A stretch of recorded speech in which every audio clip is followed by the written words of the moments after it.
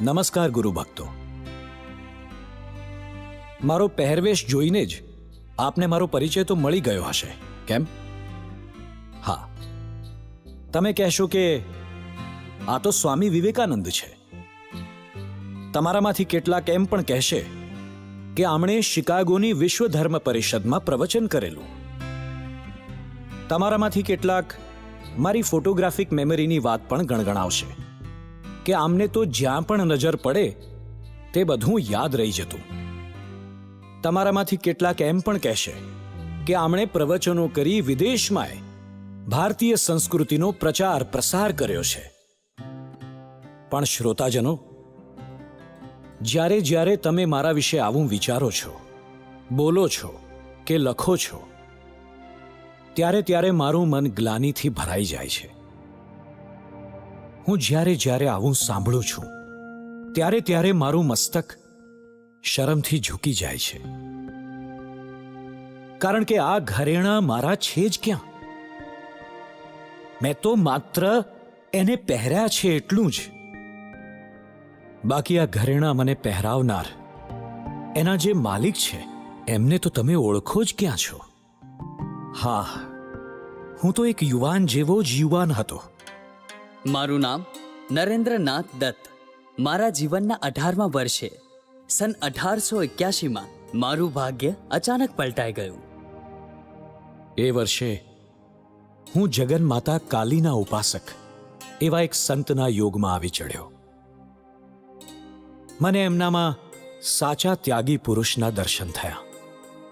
એમની વાણી સાવ સાદી હતી, એટલે મને વિચાર આવ્યો કે શું આવા પુરુષ એક મહાન ઉપદેશક હોઈ શકે?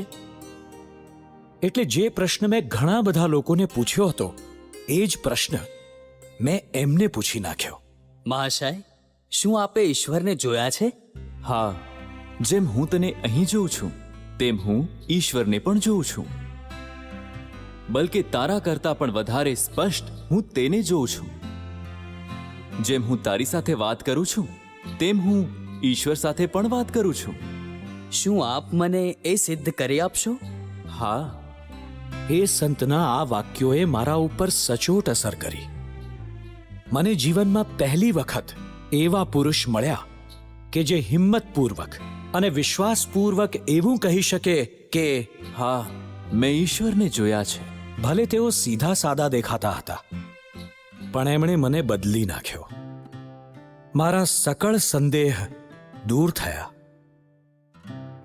હું એવો ભાગ્યશાળી કે મને એવા ગુરુ મળ્યા કે જેમણે સિદ્ધાંતની વાતોનો અમલ કરી જોયો હતો, અને છતાંય એમને જરા જેટલોય ખ્યાલ નહોતો કે તેઓ એક મોટા ગુરુ છે.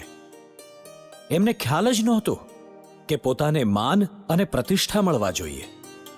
એમને તો એમ જ હતું કે જે કંઈ થઈ રહ્યું છે એ જગન માતા જ કરાવી રહ્યા છે. હું ઘણા વર્ષો એમની સાથે રહ્યો છું, પરંતુ એમના મુખે કદી કોઈની નિંદા મેં સાંભળી નથી. એમણે કોઈને ખરાબ કહ્યા નથી. ઉલટું બધામાં સારાપણું જ જોયું છે. મારો ગુરુદેવ હંમેશા ગામઠી ભાષામાં જ વાતો કરતા હતા, પરંતુ તેમનો દરેક શબ્દ ઓજસ્વી અને બોધથી ભરેલો હતો. મારા ગુરુ ત્યાગની સાક્ષાત મૂર્તિ હતા. માનવજાત પ્રત્યે એમને એવો અગાધ પ્રેમ કે એમની કૃપા મેળવવા આવનારા હજારો માણસોમાંથી સાવ સામાન્ય માણસ પણ વંચિત રહેતો નહીં. જો મને આવા ગુરુ ન મળ્યા હોત તો હું આધ્યાત્મના માર્ગે વળત નહીં. આ સંસારમાં ક્યાંય પણ સત્યના સંબંધમાં કે આધ્યાત્મિકતાના વિષયમાં હું જે સાચા શબ્દ બોલ્યો હોઉં તેનો તમામ શ્રેય મારા ગુરુદેવને છે.